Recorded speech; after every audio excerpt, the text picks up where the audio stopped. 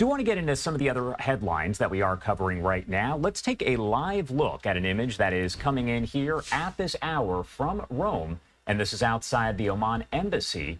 That is where the U.S. and Iran have resumed their talks about Tehran's nuclear program. And all of this, you'll remember, comes just a week after the first meeting between the two. That one was actually in Oman. And you can see guards there blocking what appears to be the entrance to the embassy there. And as the camera shifts a little bit to the right, you'll actually be able to see that huge media presence there looking to get a glimpse of anyone involved in the talks. To break all of this down here, I do want to bring in a great friend of the show. We have Mark Chandler, Director of Government Relations at Coastal Carolina University and Professor of Practice, also a former senior defense intelligence official. Thank you so much for taking the time, as always, Mark, to be here with us. You're welcome, Josh, and good morning. All right. Well, first off, I do want to ask you overall if you can break down for us really whether or not these talks will actually maybe lead to something. Is it possible the U.S. could convince Iran to get rid of its nuclear program?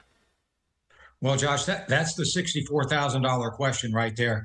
You know, it's actually so important. My Castle group put out a special edition newsletter this week to try to break this down. And what I want to say at the heart of the matter is, will Iran give up completely its nuclear weapons program? So if I characterize it, let me explain what a good deal looks like. And that is, Iran has no nuclear weapons program and will not pursue that. And what that means is they have to, one, destroy every aspect of their nuclear weapons development program. So go inside the big areas at Natanz and Esfahan, destroy all the highly enriched uranium processing abilities, turn over their research, just basically dismantle, destroy, and open for immediate inspection to international agencies to go in there and look at everything and ensure they're complying with. A lot of folks call this the Libyan model. It occurred back in around 2003 when Libya gave up its nuclear weapons program. That is a big ask for Iran. And so they don't want to do that. They are pursuing nuclear weapons. They've come out and publicly said they don't want to do it. So can that be achieved? And that's really, I think, what we're going to have to start to get into in these negotiations. Because as a reminder, right now, Iran has enough enriched uranium for 6 nuclear bombs. It'll take them about 2 weeks to get to the core material, if you will, to have active bomb capability. So we're within 1 to 6 months of them having an active bomb. That has to be stopped as we work our way through it. And by the way, for context, Iran is the only non-nuclear weapon nation that has that much enriched uranium in that category. No other nation on earth has that much.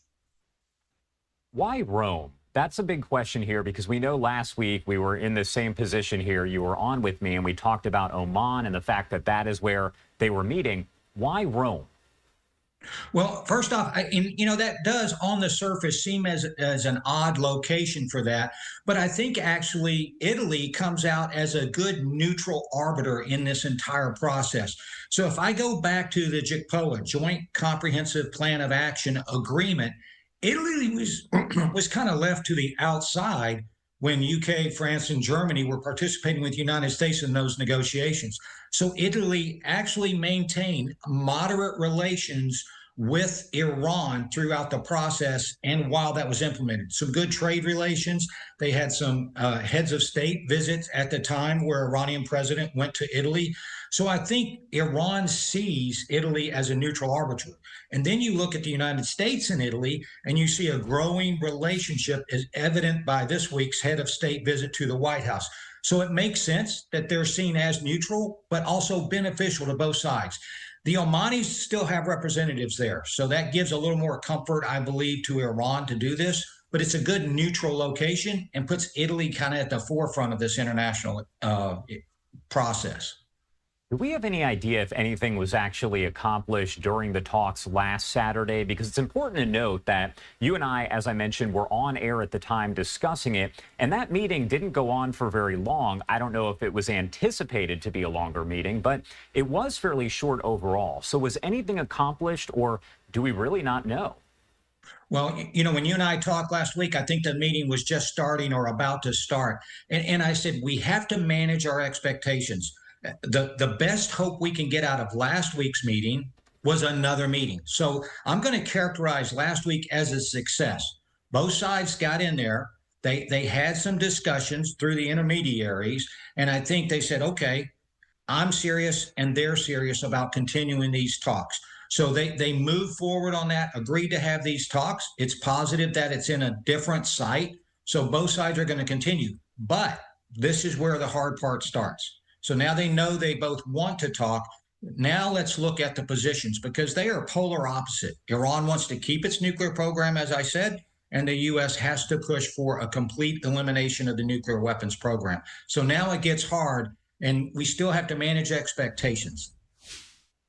And you are taking a live look once again. This is from one of the cameras that we have over in Rome, where there's a heavy law enforcement presence there outside what appears to be the Oman embassy, where this meeting is officially underway, according to the Associated Press. One question, Mark, I'm hoping you can help kind of answer here. President Trump reportedly putting a stop to an Israeli proposal for a series of joint strikes next month on those Iranian nuclear facilities in favor of the talks that are happening right here. That's according to a report from the New York Times. Your thoughts on that? And does it say anything overall, and I've asked you this question a lot, about the U.S.-Israel relationship? Well, Josh, that's an excellent question. And so let me just characterize one thing real quick.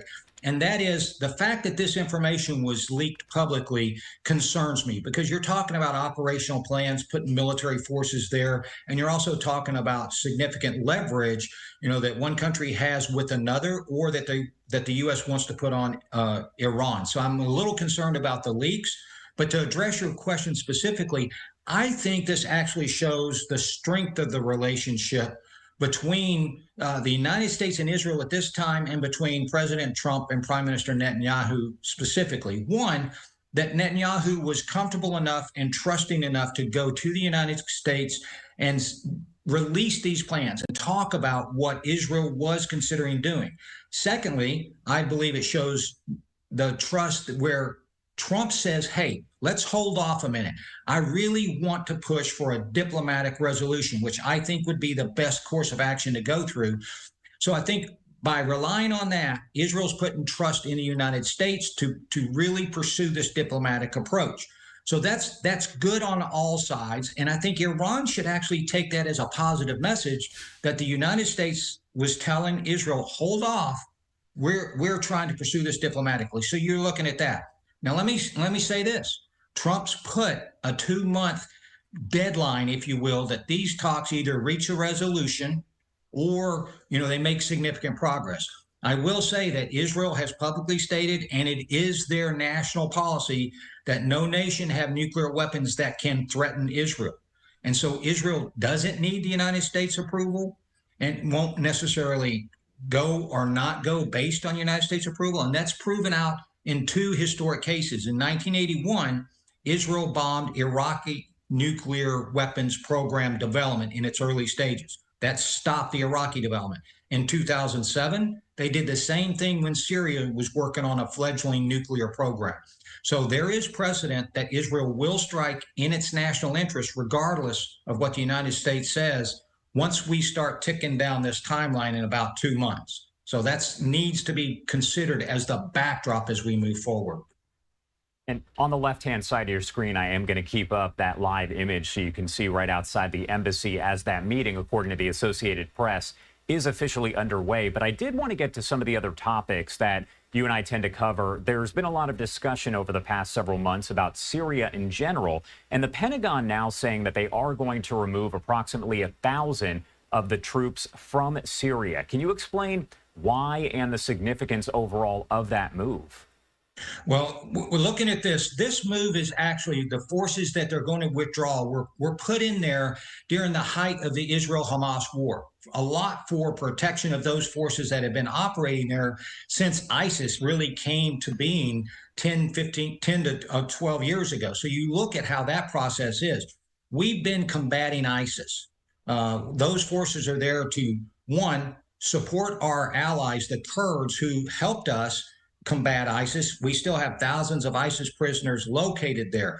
So doing that is putting us down to the levels where we maintained for several years. Now, President Trump in his first administration wanted to take all forces out of Syria. I think he heeded good military advice at that time, saying, no, we need to keep them in there. ISIS is not defeated. So a complete U.S. withdrawal from the region could allow an ISIS resurgence. Secondly, the Syrian regime is brand new.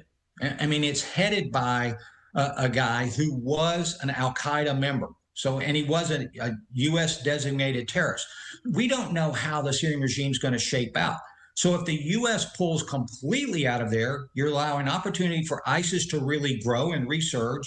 You're leaving strong allies in the Kurds behind. You're creating a potential vacuum where Turkey could come in there.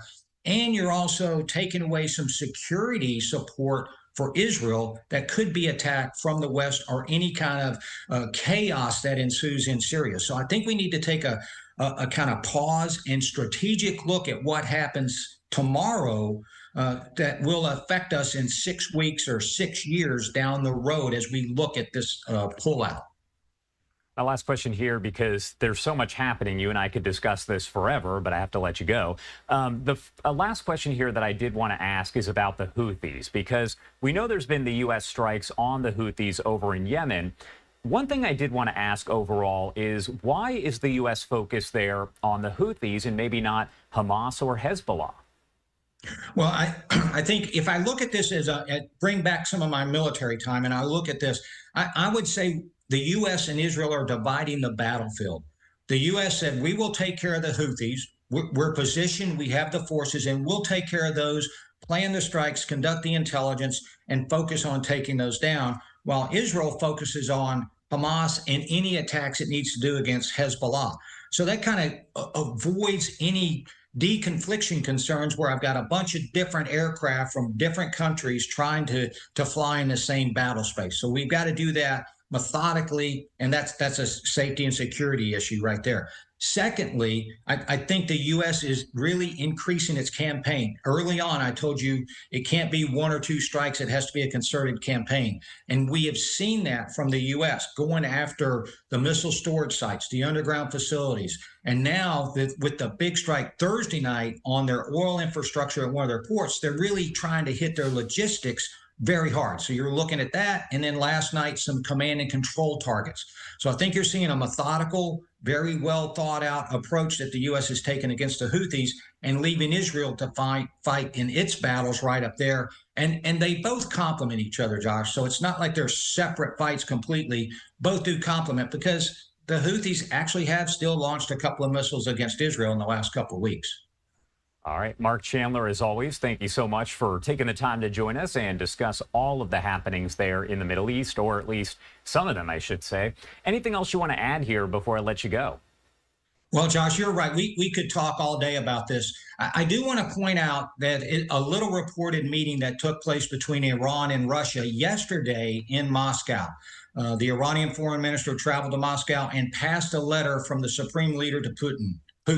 No one knows what that letter says, but I have to remind everyone that, one, Russia is not on the U.S. side in these nuclear negotiations. And so we're looking at that aspect. Russia and Iran have a military alliance. Iran is giving Russia supplies to fight in Ukraine. So what I think we need to be aware of is how what Russia and Iran are doing together affects the nuclear talks, but also will start to play against the U.S. if Russia tries to use it as a bargaining chip in those peace talks between Russia and Ukraine, as Putin starts to drag that on throughout there, try and buy for time. So we need to watch that strategic perspective also of something that's not even happening in this region. All right, Mark, thank you so much, as always, for taking the time to join us. We appreciate it. Josh, it was my pleasure. Thank you very much. Have a good day. You too. And you are taking a live look here once again over in Rome, Italy, outside the Oman embassy, as those talks are officially underway, according to the Associated Press, between U.S. officials and Iranian officials. The second meeting happening in just 1 week. We'll keep you updated here as we get more information on what happens inside that embassy.